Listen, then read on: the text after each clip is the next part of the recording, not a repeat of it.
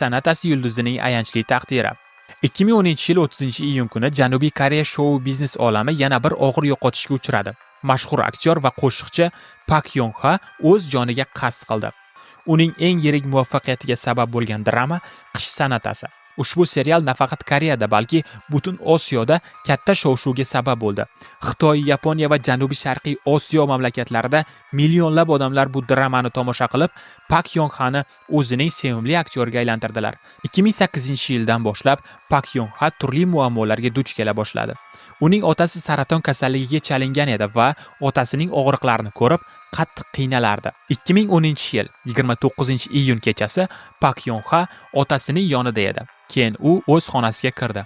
O'sha tun u do'stlariga telefon qilib, chuqur tushkunlikda ekanini aytdi. U ulardan kechirim so'ragan, lekin hech kim buni oxirgi xayrlashuv deb o'ylamagan. Ba'zi manbalarda u otasining o'lganiga chiday olmay o'zini osgan degan xabarlarni ham o'qidim, lekin rasmiy xabarlarga ko'ra, u o'lgan paytda otasi saraton kasalligining so'nggi bosqichida bo'lgan deb yozilgandi va men sizlarga rasmiy xabarlarga tayangan holda ma'lumot taqdim etdim. Ertasi kun ertalab soat 5:30 onasi vannaga kirganida o'g'lining jasadini topdi. U video kameraning zaryadlovchi simiga o'zini osgan.